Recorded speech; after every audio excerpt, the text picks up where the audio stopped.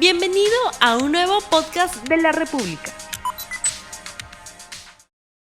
Ahora que se viene el Día de la Mujer, el próximo 8 de marzo, les voy a contar un poco la historia resumida de lo que María Rostorowski denominó la primera mestiza ilustre. Y yo me atrevería a decir la primera peruana, ¿no? Y hablo de peruana porque antes de la llegada de los españoles existía el Tahuantinsuyo. Y el Perú se empieza a forjar a partir de 1532 con el arribo de los europeos. En fin, ella es doña Francisca Guaylas. Fue la primogénita de Francisco Pizarro y de Inés Guaylas Yupanqui, cuyo verdadero nombre fue Quispe Sisa. Y fue el propio Atahualpa, durante su captura, el que se la ofrece a Pizarro como concubina, como una muestra de aprecio hacia el conquistador, ¿no? Sin saber que días después lo terminarían ahorcando. En fin, Quispe Sisa se junta con Francisco Pizarro. Ella era muy joven, era una de las hijas de una de las caciques más ricas de todo el Perú, de Contarguacho, que era dueña de lo que es ahora el departamento de Ancash. Y tienen una hija que se llama Francisca Pizarro Guaylas. Nació en 1534 y nació cuando el Perú todavía no se llamaba el Perú, se llamaba Nueva Castilla. Lima no existía, o mejor dicho, la ciudad de los Reyes recién fue fundada en 1535 y doña Francisca Pizarro Guaylas nació un año antes, en Jauja, que fue la primera capital del Perú. Dicen que su nacimiento provocó lo que fue la primera gran fiesta de la que se tiene historia o conocimientos en Jauja, que la organizó el propio Francisco Pizarro, emocionado por el nacimiento de su primera hija en tierras americanas. Y además, esta señora no era una simple descendiente, no, era la primera mestiza, que dicho sea de paso, dicen que tuvo una belleza muy especial.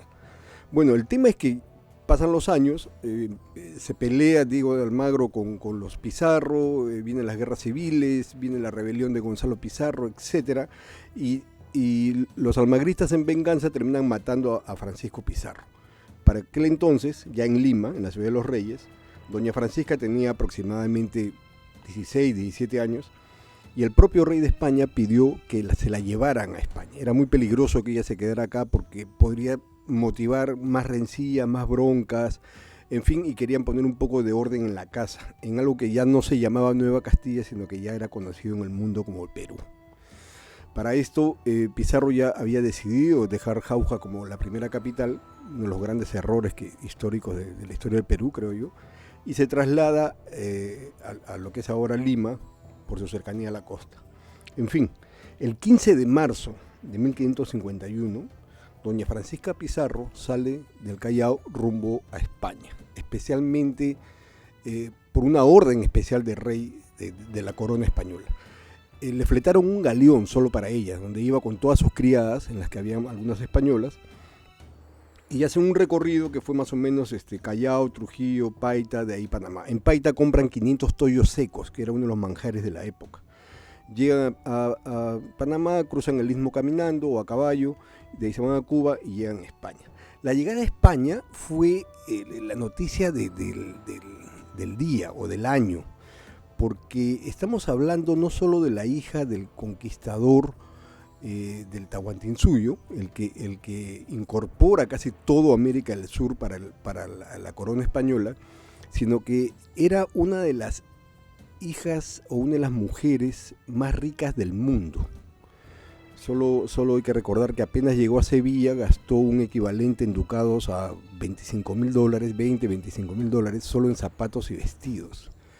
Tenía unos gustos muy exquisitos, porque recordemos que no era no era cualquier ciudadano de a pie, no, era la hija, era la nieta de un inca, de Huayna Cápac, era la sobrina de Huáscar y Atahualpa, era la hija de Quispe Sisa, y por el lado de papá, por el lado de Francisco, era una marquesa, ¿no? Porque ya para aquel entonces Francisco Pizarro ya era un marqués. Entonces era noble por ambos lados, y eso era reconocido por la corona española. Llega Francisca, pudo quedarse en Sevilla, pudo quedarse en Madrid, el rey le dijo quédate donde quieras, pero ella decide irse a la tierra de sus viejos, ¿no? A Trujillo de Extremadura, una ciudad que está en plenas sierras extremeñas, una ciudad pequeña pero de mucha importancia, era una especie de balneario donde a veces caían los reyes o la familia real. Y su noticia no solo llamó la atención por, como les digo, por la belleza que tenía doña Francisca, por la riqueza, era una de las mujeres más ricas de todo el imperio, y porque era la soltera más codiciada en toda España, ¿no? Imagínense, ella llega con los grados, el título de hija de un marqués, como Pizarro, pero por el lado de su mamá era dueña de lo que hoy en día conocemos como Yucay, en el Valle Sagrado de los Incas, no sé si conocen, es una de las zonas donde están unos andenes espectaculares, está en el corazón del Valle Sagrado de los Incas, en Cusco. Era dueña también de Guaylas, lo que es ahora el Callejón de Guaylas, todo eso, y del otro lado de la Cordillera Blanca, que es Conchucos, también era dueña de esa. En Lima tenía algunas mansiones, pero también era dueña de la mitad de lo que es ahora el Cono Norte, ¿no? Que es la zona de Chuquitanta. O sea, era rica por ambos lados, noble y rica. De ahí que fue una de las solteras más codiciadas. Pero ella un poco para conservar la fortuna, y esta historia la cuenta María Rostorowski en ese libro, en uno de sus libros más amenos, que es Doña Francisca Pizarro, una ilustre mestiza. Ella decide casarse con su tío, con Hernando Pizarro, que en esos momentos estaba preso en España por la muerte de Diego de Almagro. Dicho sea de paso, era el único de los Pizarros que sobrevivió a la conquista, ¿no? Gonzalo había sido ejecutado por su rebelión, Pizarro murió asesinado por los almagristas, Juan murió durante el asedio de Cusco por las tropas de Manco Inca, le cayó una pedrada que lo mató días después, y Hernando fue el único que sobrevive. Regresa a España y el rey lo mete preso por la muerte de Diego de Almagro, entre otras cosas. Dicen que también lo culpaban por la muerte de Atahualpa, que era un rey. Entonces, en fin, la cosa es que estaba preso y ella decide casarse con el tío para mantener la fortuna en la familia. Y se va a vivir a Trujillo, Extremadura. Si ustedes van hoy en día a Trujillo, Extremadura, es una de las, tuvimos que visitarlo para armar el reportaje que publicamos hace unos años sobre Francisca Pizarro. Es una ciudad muy bonita, es un pueblo en el corazón de Extremadura, toda de piedra, una cosa que me hizo recordar mucho a Cusco. La plaza mayor de Trujillo, Extremadura, es muy parecida a la de Cusco y me hace pensar que quizás los Pizarro reproducen un poco la plaza mayor de Trujillo, Extremadura en lo que es ahora Cusco. Si ustedes ven, revisan algunas fotografías de Trujillo, Extremadura, van a ver que su plaza tiene los mismos arcos con las columnas y la forma que tiene la actual plaza mayor de Cusco. También así como en Cusco hay un camino que es la calle Suecia y la Resbalosa que te llevan a la fortaleza de Sacsayhuamán, en Trujillo, Extremadura también hay una callecita con esa misma inclinación que te lleva a un castillo mozárabe que es muy antiguo, del siglo XIII más o menos. Pero una cosa que sí llama la atención es que la casa de los Pizarro está dentro de la zona amurallada, es decir, ahí vivían las familias nobles, y su casa está construida, parece Sacsayhuamán, es una enorme piedra como base, y sobre esa base está una casa muy grande de 2 pisos, toda en piedra.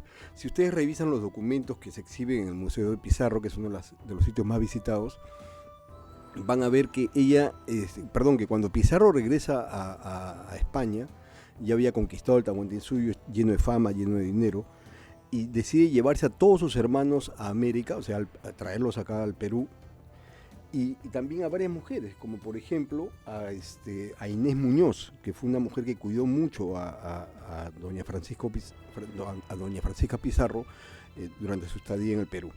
Pero también se llevó al mejor picapedrero de Trujillo. Entonces, imagínense, ese picapedrero habría que rastrear su historia, debió llegar a Lima, seguro lo llevaron a Cusco, y me imagino ese intercambio tecnológico que pudo tener un picapedrero de Trujillo, Extremadura, con todo el bagaje, con todo el conocimiento que venía pues de los visigodos, los ostrogodos, los romanos, los árabes, los hispanos, y conversando o intercambiando información con los picapedreros incas en Cusco, ¿no? Que tenían una tradición de grandes ciudades de piedra, como lo que es Cusco, como lo que es Machu Picchu, Sacsayhuamán, en fin, ese intercambio debió ser muy rico en cuanto a costumbres, a herramientas, etc.